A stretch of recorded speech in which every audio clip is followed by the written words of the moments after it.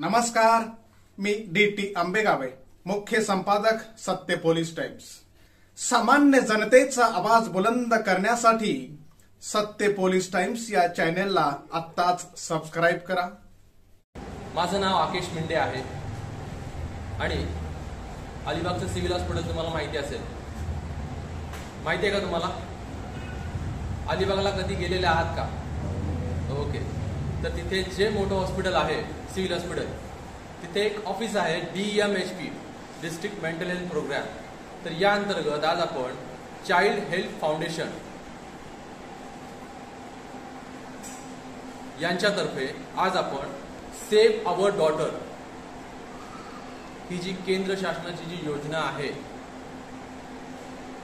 त्याबद्दल माहिती करून घेणार आहोत। तर नेमकी सेव्ह अवर डॉटर मी नेमकी असं का म्हणतोय आणि हे सत्र नियोजित करण्याचं कारण काय आहेत आणि त्याचे समाजावर काय परिणाम होणार आहेत याबद्दल तुम्हाला मी माहिती आज सांगणार आहे। तर गर्ल्स, आपल्या भारतामध्ये किंबहुना भारतातील काही स्टेटमध्ये मुलींची संख्या कमी कमी होत चाललेली आहे आणि हा चाइल्ड रेशिओनुसार हे ठरवण्यात आलेलं आहे। 2011च्या चाइल्ड रेशिओनुसार हे ठरवण्यात आलेलं आहे। तर गर्ल्स, जसं की तुम्ही आता 17 ते 18 वर्षाचे आहात, बरोबर आहे? तर 18 वर्षाच्या वरील जे काही स्त्री पुरुष आहेत त्यांची जनगणना केली जाते, बरोबर आहे?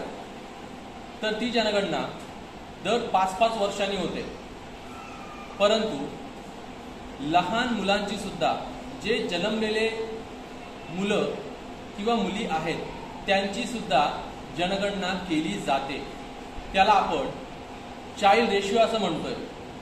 तुम्हाला रेशिओचा कधी विचार केलाय का तुम्ही? रेशिओ म्हणजे काय तुम्हाला माहिती आहे का? तुम्ही आता 11वी 12वीची मुली आहात, रेशिओ म्हणजे माहिती आहे का तुम्हाला? 10वीला जे आलेख होतं माहिती असेल तुम्हाला। त्याच्यामध्ये चाइल्ड रेशिओमध्ये आपल्याला काय समजवलं जातं की जी आपली इकोसिस्टीम आहे, म्हणजेच की स्त्री पुरुष समानता यांची संख्या दर्शवलं जातं चाइल्ड रेशिओमध्ये। तर चाइल्ड रेशिओनुसार आपल्या संपूर्ण भारताचा 2011चा चाइल्ड रेशिओ आहे 1000 मुलांमागे 918 मुली आहेत। म्हणजे विचार करा, 10 ते 20% मुलींची संख्या 2011लाच कमी झालेली आहे। हा फक्त चाइल्ड रेशिओ आहे, ओके? तर 10 ते 20% मुलींची संख्या तिथे कमी कमी होत चाललेली आहे। मग विचार करा 2025 मध्ये मुलींची संख्या किती कमी झाली असेल। त्यामुळे गव्हर्नमेंट ऑफ इंडिया यांनी असे सत्र नियोजित केलेले आहेत की जर हा बॅलन्स जर बिघडला, मुलींची संख्या अशीच कमी कमी होत राहिली, तर मात्र जी आपली इकोसिस्टीम आहे ती व्यवस्थित चालेल का? मुलींची संख्या अशीच कमी कमी होत राहिली तर आपली इकोसिस्टीम व्यवस्थित चालेल का? Yes or no? तर मुलींनो, आपल्या भारतामध्ये 4 राज्य असे आहेत की त्या 4 राज्यांमध्ये मुलींची संख्या झपाट्याने कमी कमी होत चाललेली आहे। मग ते कोणते राज्य असतील? तर सर्वप्रथम पहिलं राज्य आहे हरियाणा, दुसरं राज्य आहे राजस्थान, तिसरं राज्य आहे आसाम आणि चौथं राज्य आहे, गेस करा चौथं राज्य कोणतं असेल? महाराष्ट्र। ओके, सो आपल्या महाराष्ट्रामध्ये सुद्धा मुलींची संख्या कमी होतीये। म्हणून आपल्या संपूर्ण महाराष्ट्र स्टेटमध्ये तसेच काही जिल्ह्यांमध्ये सुद्धा असे सत्र आपण नियोजित करत आहोत आणि हे जिल्हे त्याच्यामध्ये क्रमांक लागतं। पहिलं म्हणजे पालघर जिल्हा, दुसरं ठाणे जिल्हा, तिसरं पुणे जिल्हा, चौथं रायगड जिल्हा। तर चाइल्ड रेशिओनुसार इथे मुलींची संख्या कमी कमी होत चाललेली आहे। तर तुम्ही विचार करू शकत नाही की आपल्या भारतामध्ये मुलींची संख्या कमी होण्यामागचं सगळ्यात महत्त्वाचं कारण म्हणजे गर्भपात. आणि दर दिवसाला 13 लाख मुलींची हत्या केली जाते संपूर्ण भारतामध्ये. ह्या सगळ्यात मोठं कारण हेच आहे की गर्भपात. ह्याच्यामुळे मुलींची संख्या झपाट्याने कमी होत चाललेली आहे. हे पहिलं कारण आहे मुली. मग ते का असं होतं तर आपल्या महाराष्ट्रामध्ये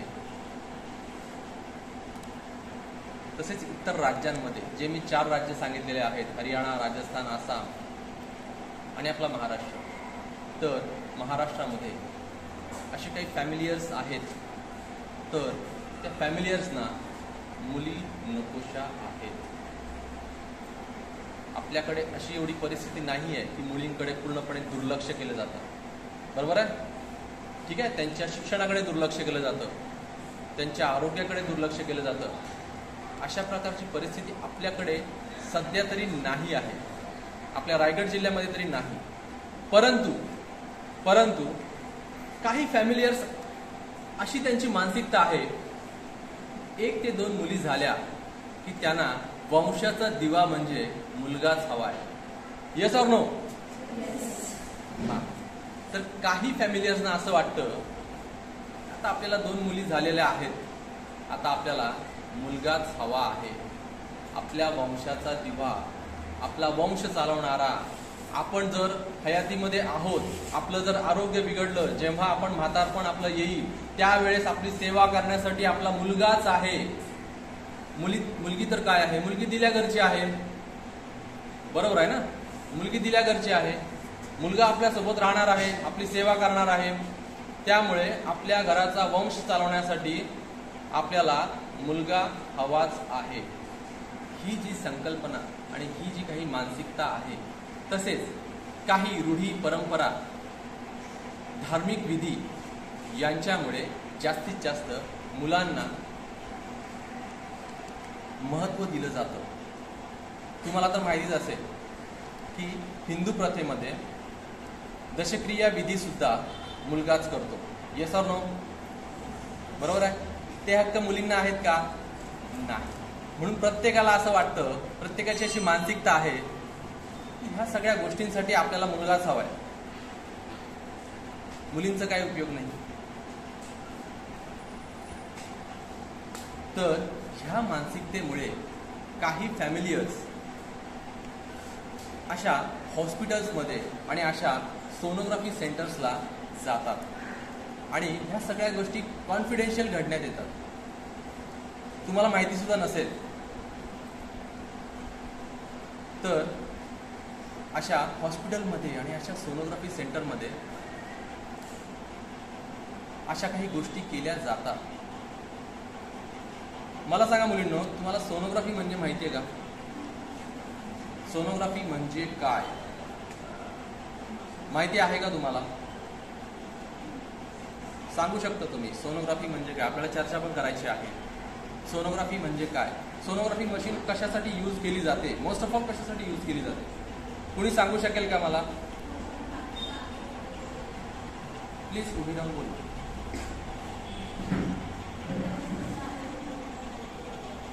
ओके, ठीक आहे, खूप छान, बस काय.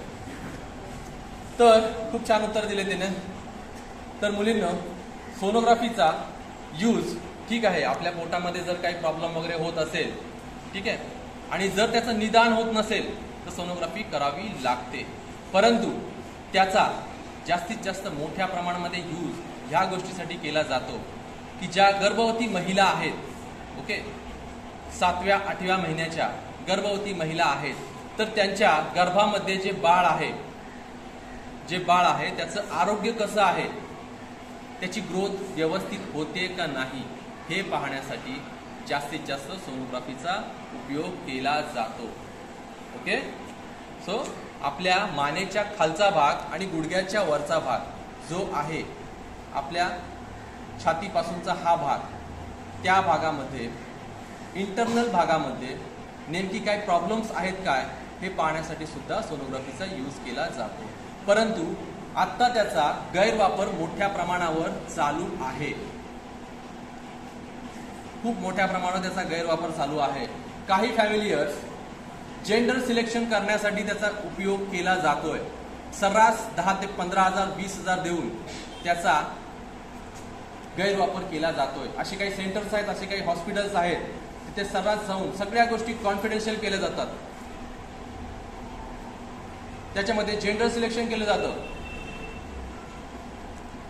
असे फॅमिलीज त्यांच्या पुढे जाऊन चेकिंग केलं जातं, स्कॅनिंग केलं जातं की मुलगा आहे की मुलगी आहे, आणि मुलगी आहे हे कळल्यानंतरला तिला अबॉर्ट केलं जातं, तिला मारलं जातं. तर मुलींना विचार करा की जिथे आपल्या भारतामध्ये महिलांना उच्च स्थान दिलेलं आहे, तिथे कायदेशीररित्या या सगळ्या गोष्टींना PCPMDT ऍक्ट नुसार जरी शिक्षा होत आहे तरी सुद्धा ह्या सगळ्या गोष्टी कॉन्फिडेन्शियल चालू आहेत. जिथे एखाद्या मोठ्या व्यक्तीला जर कुणी एखाद्या व्यक्तीचा खून केला तर त्याला कायदेशीररित्या शिक्षा केली जाते. Yes or no? बरोबर आहे ना? मग अशा व्यक्तींना सुद्धा कायदेशीररित्या शिक्षा आहे, परंतु तसं होत नाही आहे. आणि अशी काही सेंटर्स आहेत, सोनोग्राफी सेंटर्स आहेत, गव्हर्नमेंटल नॉन गव्हर्नमेंटल सुद्धा आहेत. तर अशा काही सेंटर्समध्ये ह्या सगळ्या गोष्टी चालतात, गर्भपात केले जातात. आणि ह्या सगळ्या गोष्टी खाणाखुण्याने सुद्धा सांगितल्या जातात, की डिरेक्टली नाही सांगितलं जात की मुलगा आहे की मुलगी. तर जसं मुलींसाठी पिवळा कलर आहे, मुलांसाठी ब्ल्यू कलर आहे, तर ह्या कलरद्वारे सुद्धा समजवलं जातं. तसेच आपण लहानपणी पाहिलंच असेल, तुम्हाला माहिती असेल, सगळ्या बारशांमध्ये तुम्ही फिरत असाल, नामकरण विधी असतो, बरोबर आहे ना? तिथे असं म्हणतात की बर्फी म्हणजे मुलगी आणि मुलगा असेल तर पेढा. यस, माहिती असेल तुम्हाला. तर अशा खुणेने सुद्धा सांगितलं जातं. ओके, सो ह्या सगळ्या गोष्टींमुळे मुलींची संख्या कमी होत चाललेली आहे. तर हे समाजातील उच्चभ्रू लोक सुद्धा आहेत त्याच्यामध्ये इन्व्हॉल्व. आपलं पुणे शहर आहे, मुंबई शहर, मुंबई उपनगर, हे सुद्धा त्याच्यामध्ये इन्व्हॉल्व आहेत की त्यांना वारस म्हणून मुलगाच हवा आहे, अशी प्रत्येकाची मानसिकता आहे, काही लोकांची मानसिकता आहे. आपण असा नाही विचार करू शकत की ट्रायबल बेसमध्येच अशा काही गोष्टी घडतात, तर तसं नाहीये मुलांना, की शहरी भागामध्ये सुद्धा या गोष्टी मोठ्या प्रमाणावर घडत आहेत. आपलं पनवेल शहर सुद्धा मोठं आहे, तिथे सुद्धा अशा काही गोष्टी घडत आहेत, आणि याचं प्रमाण सतत वाढत आहे मुलींनी. त्यामुळे हे पहिलं कारण आहे मुलींची संख्या कमी होण्यामागचं. ओके, सो पुढचं कारण आहे ते म्हणजेच बालहत्या. हिस्ट्रीमध्ये बालहत्याचा तुम्ही विचार केलाय कधी? बालहत्या म्हणजे काय तुम्हाला माहिती आहे? Yes or no? माहिती आहे का? बालहत्या कधी हिस्ट्रीमध्ये वाचली तुम्ही? तुम्हाला एक उदाहरण सांगतो. आसाममध्ये आणि हरियाणामध्ये धार्मिकता भरपूर मोठ्या प्रमाणावर, रूढी परंपरा भरपूर मोठ्या प्रमाणावर ती लोक करतात. आणि त्या लोकांचं असं म्हणणं आहे की जर आपण जन्मलेल्या अर्भकामध्ये सेक्स सिलेक्शन केलं जातं, म्हणजे जन्म झाल्यानंतरला, जन्माच्या अगोदर नाही, ते अबॉर्ट झालं, परंतु जन्मानंतरला सेक्स सिलेक्शन केलं जातं, मुलगा आहे की मुलगी आहे, आणि मुलगी असेल तर तिला मारण्यासाठी काय पद्धती आहेत त्या सांगतो तुम्हाला. तर तिकडे रूढी परंपरा भरपूर मोठ्या प्रमाणात आहेत. त्यामुळे त्या लोकांना भीती वाटते की जर आपण अशा प्रकारे काही कृत्य केलं तर आपल्यावर देव कोपेल, देवाची आपल्यावर कोणत्याही प्रकारची कृपा राहणार नाही, देव कोपेल आपल्याला. मग आपण काय केलं पाहिजे? तर तिथे काय करतात की मोठ्या पातेल्यामध्ये दूध भरलं जातं आणि त्या दुधामध्ये त्या लहान मुलीला बुडवलं जातं. ओके, अशा प्रकारे तिला मारलं जातं. दुसरी पद्धत अशी आहे की जसं आपण गणपती विसर्जन करतो, बरोबर आहे ना, गणपती विसर्जन करतो, काही लोक सरळ विसर्जन करतात तर काही लोक एखाद्या बास्केटमध्ये सुद्धा विसर्जन करतात. तर तिथे अशी आहे परंपरा की एखाद्या बास्केटमध्ये त्या मुलीला ठेवलं जातं आणि नदीमध्ये वाहून दिलं जातं, म्हणजे ती देवाला सोडली अशी त्यांची धार्मिक विधी आहे. तर तुम्ही विचार करू शकत नाही की अशा प्रकारे रूढी परंपरा तिकडे हरियाणा आसाममध्ये आहे. मग तुम्ही विचार कराल की आपल्याकडे काय आहे नेमकं. तर आपल्याकडे अशा काही ट्रायबल बेसमध्ये तसेच स्लम एरियाजमध्ये, म्हणजे मुंबई शहर, मुंबई उपनगर तसेच पुणे जिल्हा आहे, ते जे काही स्लम एरियाज आहेत, स्लम एरियाजमध्ये सगळ्या जातींची लोक एकत्र राहतात. तिथे सुद्धा त्या लोकांना सुद्धा मुली नकोशा आहेत. काही भागांमध्ये, काही फॅमिलीजमध्ये मी सांगतो, सगळीकडेच नाही. तर अशा काही ट्रायबल बेसमध्ये सुद्धा अशा काही घटना घडतात मुलांना. तर त्या लोकांचं असं म्हणणं आहे की त्यांची आर्थिक परिस्थिती नसते आणि शिक्षणाचा सुद्धा अभाव असतो. आरोग्य यंत्रणा सुद्धा त्यांच्यापर्यंत पोहोचू शकत नाही अशी परिस्थिती आहे. आर्थिक परिस्थिती नसल्यामुळे ते सोनोग्राफी सेंटरपर्यंत पोहोचत नाही, बरोबर आहे. तसेच हॉस्पिटलमध्ये सुद्धा पोहोचत नाही, त्यामुळे खर्च करण्याची ताकदच नसते त्यांच्याकडे. मग ते काय करतात की मूल जन्मल्यानंतरच जेंडर सिलेक्शन करतात. जर ती मुलगी असेल तर तिला एखाद्या जंगलामध्ये सोडलं जातं, एखाद्या कचरापेटीमध्ये टाकलं जातं. आणि हे पनवेल शहरामध्ये भरपूर प्रमाणात असं घडतंय. पनवेलमध्ये एक वात्सल्य आश्रम आहे. तिथे 2 महिन्यापूर्वीची गोष्ट आहे, एका बास्केटमध्ये मुलीच्या अर्भकाला सोडण्यात आलं होतं. जेव्हा सकाळ झाली त्यावेळेस त्या वॉचमनला कळलं की याच्यामध्ये मुलीचं अर्भक आहे आणि ते जिवंत होतं. तर अशा प्रकारे इनव्हिजिबल गर्ल्स म्हणून मुलींची ओळख होत चाललेली आहे. तर हे दुसरं कारण आहे की मुलींची संख्या कमी होते या काळात. तसेच तिसरं कारण आहे बालविवाह, चाइल्ड मॅरेज. बालविवाहाबद्दल तुम्हाला माहिती आहे का? एज क्रायटेरिया माहिती आहे बालविवाहाचा काय आहे? प्लीज सांगू शकाल कोणी? एज क्रायटेरिया माहिती असेल तर. तुम्हाला एवढं माहिती आहे की वयाच्या 18व्या वर्षानंतरला आपल्याला आधार कार्ड मिळतोय, बरोबर आहे, आपल्याला इलेक्शन आयडी मिळते, मतदानाचा अधिकार आपल्याला प्राप्त होतोय, बरोबर आहे, यस ऑर नो? बरोबर आहे ना. तर मग बालविवाहासाठी एज क्रायटेरिया तुम्ही सांगू शकेल का? माहिती आहे का? Yes or no? नाही माहिती आहे? ठीक आहे. तर मुलींनो, बालविवाहासाठी जो एज क्रायटेरिया ठरवलेला आहे तो म्हणजे मुलाचं वय 21 वर्षाच्या आतमध्ये आणि मुलीचं वय 18 वर्षाच्या आतमध्ये असेल तर ते बालविवाह म्हणून संबोधण्यात येतं. ओके. सो तुम्ही विचार कराल की आता 21व्या शतकामध्ये मी असं का म्हणतोय की बालविवाह, याच्यामुळे मुलींच्या संख्येवर काय परिणाम होणार आहे? तर मुलींनो, नक्कीच परिणाम होणार आहे.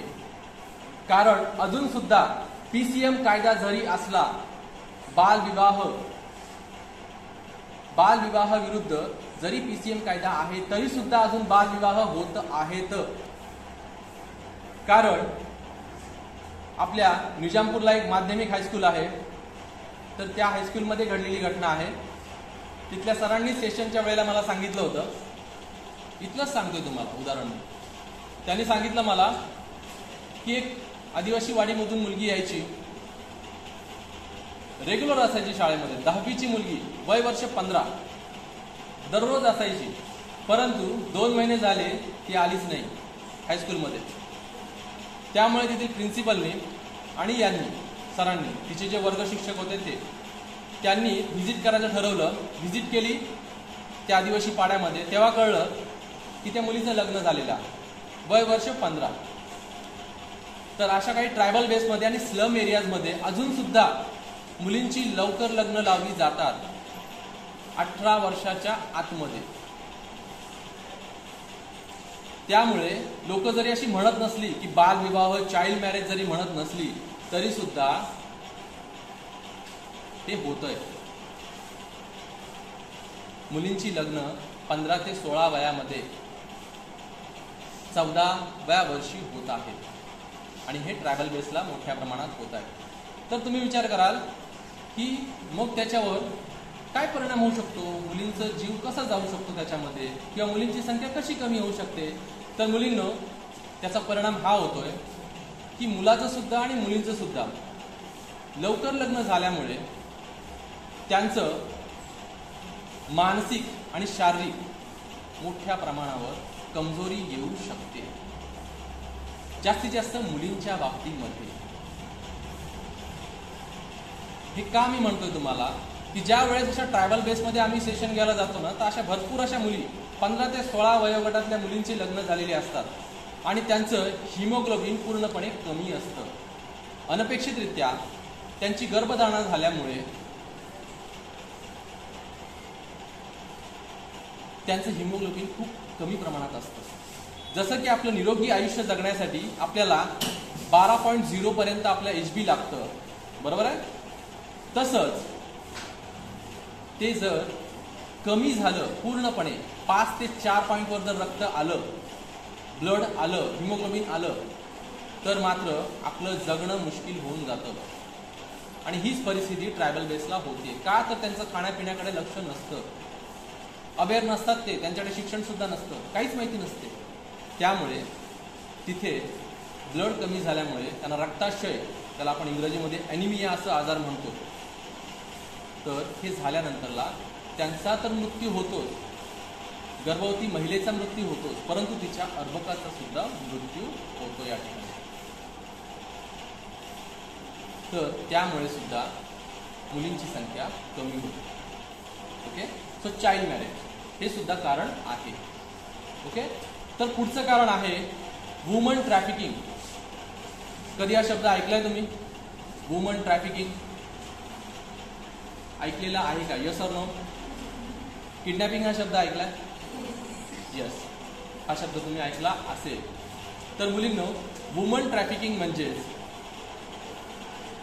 जे काही राज्य मी तुम्हाला सांगितली की ज्या राज्यांमध्ये मुलींची संख्या अत्यल्प आहे, मुलींची संख्या कमी होत चाललेली आहे, तर त्या राज्यांमध्ये मुलींची तस्करी केली जाते. वुमन ट्रॅफिकिंग, किडनॅप केलं जातं मुलींना. वय वर्ष 5, वय वर्ष 10, वय वर्ष 15, त्याच्या पुढे सुद्धा.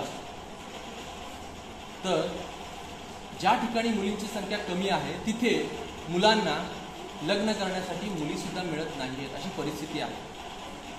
मग अशा वेळेला काय केलं जातं की मुलींची तस्करी केली जाते. ज्या ठिकाणी मुलींची संख्या जास्त आहे, जसे आपल्याकडे मुंबई शहर आहे, मुंबई उपनगर आहे, पुणे शहर आहे, हे मेट्रोपॉलिटन सिटीज आहेत, बरोबर आहे. तर अशा मेट्रोपॉलिटन सिटीजमधून मुलींची तस्करी केली जाते आणि इतर राज्यांमध्ये त्यांना विकलं जातं.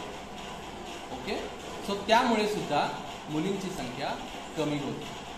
ओके, सो वुमन ट्रॅफिकिंग हे सुद्धा कारण आहे. आणि त्याच्या पुढचं कारण आहे, सगळ्यात महत्त्वाचं कारण म्हणजे अब्यूज, म्हणजेच मुलींवर होणारे अन्याय, अत्याचार. तुम्ही आता न्यूज तर पाहत असाल, न्यूजपेपर वाचत असाल, बरोबर आहे. दररोजच्या दररोज न्यूजपेपरवर असो, तसेच टीव्हीवर न्यूज असो, किती मुलींवर अन्याय अत्याचार होत आहेत, बलात्कार होत आहेत, तुम्ही पाहत असाल. आत्ताच घडलेली घटना आहे नगरमध्ये, 9 तारखेलाच घडलेली घटना आहे, गणपती विसर्जनाच्या वेळेला. तसेच आपल्या रोह्यामध्ये, बदलापूरमध्ये, पनवेलमध्ये भरपूर असे मोठ्या प्रमाणामध्ये असे काही केसेस आपण पाहतोय, परंतु त्यांचा निकाल अजून सुद्धा लागलेला नाहीये. फक्त केसेस आपल्या समोर दाखवल्या जातात, परंतु त्याचा निकाल लागायला वर्षानुवर्ष लागतात. Yes or no? यस. तर निकाल ताबडतोब लागत नाही. का तर आपल्या भारताची योजनाच तशी आहे, कायदेशीर योजनाच तशी आहे. त्यामुळे या सगळ्या गोष्टींना उशीर लागतो. परंतु आपल्याला ह्या सगळ्या गोष्टी होऊच द्यायच्या नाहीये. ही जी कारणं मी तुम्हाला सांगितली, ती कारणं आपल्याला 100% नाही, परंतु आपल्याला काही % तरी कमी करता येतील. त्याच्यासाठी काहीतरी उपाययोजना केल्या पाहिजेत. म्हणून गव्हर्नमेंट ऑफ इंडिया यांनी अशा प्रकारची योजना केलेली आहे. मुलींवरचे हे अन्याय अत्याचार कमी होण्यासाठी, तसेच असे अत्याचार झाल्यामुळे एकतर मुलींचा जीव जातोय, वय वर्ष 5, वय वर्ष 10 एवढ्या कमी वयामध्ये असे अत्याचार झाल्यामुळे त्यांचा मृत्यू होतोय. पाहिलंच असेल तुम्ही, आपल्या संपूर्ण भारतामध्ये मोठमोठ्या सिटीजमध्ये अशा घटना घडत आहेत. सगळ्यात मोठी घटना म्हणजे निर्भया केस, मी माहिती असेल तुम्हाला. Yes or no? येस. तर मुलींवरचे हे अन्याय अत्याचार थांबण्यासाठी उपाययोजना करणं गरजेचं आहे. तर मुलींनो, ही झाली कारणं,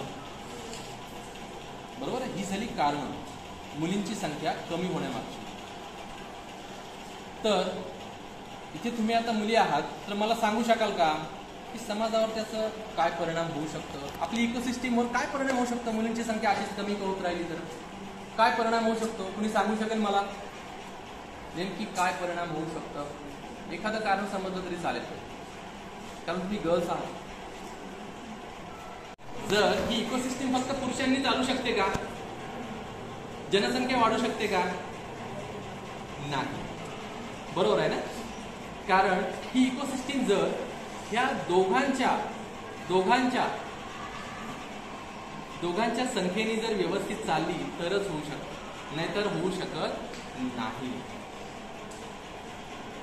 पॉप्युलेशन सुद्धा वाढू शकत नाही. ओके. सो पहिलं परिणाम हा आपल्या समाजावर हा होणार आहे की मुलांना मुलीच मिळणार नाही लग्नासाठी. ओके. आणि तुम्ही बघताय आता समाजामध्ये किती मोठा भयंकर प्रॉब्लेम होतोय की अक्षरशः किती मॅरेज ब्युरो सुरू झाले, परंतु त्याचा काहीही उपयोग नाही. मुलं वय वर्ष 35-40 होत आहेत तरी सुद्धा त्यांना इच्छित स्थळ मिळत नाहीये. अक्षरशः व्यसनी होत आहेत काही मुलं. हसण्यासारखी गोष्ट नाहीये, परंतु बघा ही परिस्थिती होतीये, निर्माण होतीये आता. का? तर मुलींची संख्या कमी होत चालली आहे. जरी तुमच्या आसपास तसं वाटत नसलं तरी सुद्धा चाइल्ड रेशिओ आहे, तो चाइल्ड रेशिओ 2025चा मुलींची संख्या खूप कमी आहे. तर हे झालं पहिलं कारण. परिणाम. दुसरा परिणाम हा आहे की जे आता मुलींवर अन्याय अत्याचार होत आहेत ते आता 30% आहे, 40% आहे, ते पुढे जाऊन 50-60% होऊ शकतं, 70% होऊ शकतं. म्हणजे जसं तुम्ही आता शाळेमध्ये जाताय, जसं तुम्ही आता कॉलेजेसमध्ये जाताय, जसं तुम्ही आता एखाद्या जॉबमध्ये जाताय, तर तुम्हाला संध्याकाळचं घरी यायला सुद्धा भीती वाटेल. अशी परिस्थिती निर्माण होऊ शकते. जी मी तुम्हाला कारणं सांगितलेली आहेत ती कारणं सुद्धा वाढू शकतात जर मुलींची संख्या कमी झाली तर. ओके. ठीक आहे. तर हा एक परिणाम आपल्या समाजावर होईल. पुढचा परिणाम हा आहे की जसं मी तुम्हाला वुमन ट्रॅफिकिंग म्हटलं तसंच ब्राईड ट्रॅफिकिंग सुद्धा होऊ शकतो. म्हणजे मुलींची तस्करी ही लग्नासाठी होऊ शकते. कारण इतर राज्यांमध्ये आता अशी परिस्थिती आहे, हरियाणा, राजस्थान, की तिथे विवाहासाठी मुलीच मिळत नाही, अशी परिस्थिती आहे. तर त्यावेळेला मुलींची तस्करी विवाहासाठी होऊ शकते आणि याचं प्रमाण सुद्धा वाढू शकतं. ओके. ठीक आहे. तसेच जसं की काही लोक काही ठिकाणी बहुपत्नीत्व ही फक्त एक प्रथा आहे, कायदेशीर मान्यता नाही. ओके. कायदेशीर मान्यता नाही आपल्या भारतामध्ये. ती आता काही राज्यांमध्ये बहुपतित्व त्याच्यामध्ये कन्वर्ट झालेली आहे. काही राज्य म्हणजे हरियाणा, राजस्थान, जिथे मुलीच मिळत नाही, तर ती लोक काय करतात की इतर राज्यांमधून मुलींची विक्री केली जाते, मुलींना विकत घेतलं जातं, अशी परिस्थिती आहे. याला कायदेशीर मान्यता नाही मग, आणि त्यांचा विवाह लावला जातो त्यांच्या मनाविरुद्ध. तर असे प्रकार भरपूर मोठ्या प्रमाणात होतात. आणि आपल्या समाजावर याचा खूप मोठ्या प्रमाणावर परिणाम होत राहणार आहे। त्यामुळे आपल्या गव्हर्नमेंट ऑफ इंडिया यांनी आपल्या केंद्र शासनाने अशी योजना आखलेली आहे, असा एक टोल फ्री नंबर तयार केलेला आहे की त्या टोल फ्री नंबरवर आपण कॉल करू शकतो। आणि जर तुमच्या बाबतीत, मी काय सांगतोय लक्ष देऊन ऐका, जर तुमच्या बाबतीत किंवा इतरांच्या बाबतीत म्हणजे काय, उदाहरणार्थ सांगतो तुम्हाला की बीडमध्ये घडलेली घटना आहे। फक्त एक मुलगी आहे, तर ती मुलगी फक्त 10वी मध्ये कमी मार्क पडली, तिला 10वीला फक्त कमी मार्क पडले। ह्या कारणावरून तिच्या वडिलांनी तिला इतकं मारलं की तिला हॉस्पिटलमध्ये जाईपर्यंत तिचा जीव गेला। आणि हा जो हेल्पलाईनचा नंबर आहे तो फक्त मुलींसाठीच नाही तर लहान मुलांसाठी सुद्धा आहे।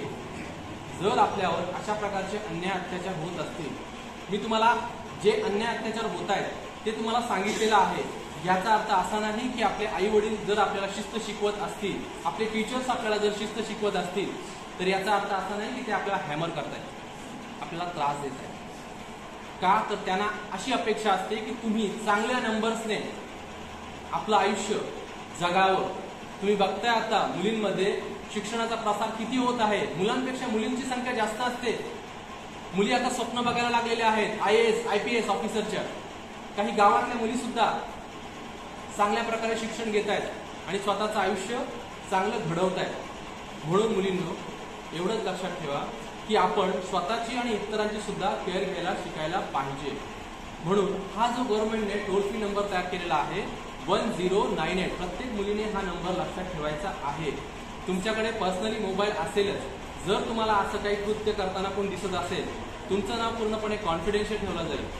तुमच्यावर किंवा इतरांवर जर असं काही प्रॉब्लेम झाला तर तुम्ही बिंदास्त कॉल करू शकता या नंबरवर 1098। मला सांगा, तुम्हाला पोलिसांचा हेल्प नंबर माहिती आहे का? हेल्पलाईन नंबर माहिती आहे? सांगू शकता कोणी मला पोलिसांचा हेल्पलाईन प्लीज?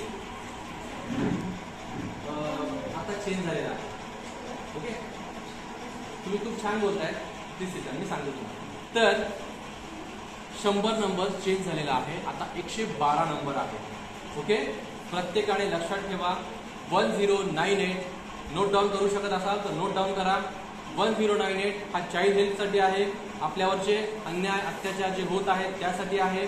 आपण डिरेक्टली कॉल करू शकता केंद्र शासनाला। तसेच दुसरा म्हणजे पोलिसांचा हेल्पलाईन 112 हा पोलिसांचा हेल्पलाईन आहे, ओके? आणि जर तुम्हाला मेंटली डिस्टर्ब आहात, तुम्हाला एखाद्या गोष्टीचं खूप टेन्शन आलेलं आहे, एखाद्या अभ्यासाचा असो किंवा इतर काही गोष्टींचा असो, जर तुम्हाला टेन्शन आलेलं आहे, आत्ता 2 दिवसापूर्वी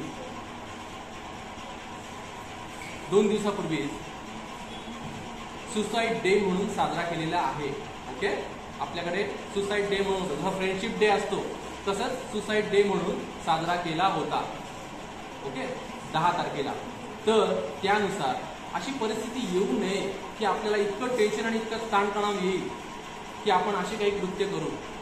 तर असं जर तुम्हाला कधी टेन्शन ताणतणाव येत असेल तर याच्यासाठी सुद्धा टेलिमानसचा नंबर आहे 14416, ओके? 14416 हा नंबर पूर्णपणे 24 तास चालू असतो। तुम्ही कधीही कॉल करू शकता आणि जर तुमचे टेन्शन ताणतणाव कमी करू शकता, त्यांच्याकडे मार्गदर्शन घेऊ शकता। असं नाहीये की तुम्हाला प्रत्येक वेळेला एखाद्या सायकॅट्रिस्टकडे जावं लागेल, जिल्ह्याला जावं लागेल, असं नाहीये। तुम्ही एका कॉलवर आपल्याला मार्गदर्शन मिळू शकतं, ओके? सो हे सगळे जे तुम्हाला नंबर सांगितले हे केंद्र शासनाचे नंबर्स आहेत, ओके? सो लक्षात राहतील। सो प्लीज तुम्ही नोट डाऊन करून घ्या, ओके? 1098 हा चाइल्ड हेल्पचा आहे, ओके? दुसरं पोलीस हेल्पलाईनचं आहे 112 आणि तिसरं मानसिक जर तुम्हाला काही त्रास होत असेल, ताणतणाव येत असेल तर 14416 हा नंबर आहे, ओके? ठीक आहे, प्रत्येकाच्या लक्षात राहील। सामान्य जनतेचा बुलंद आवाज, सत्य पोलीस टाइम्स।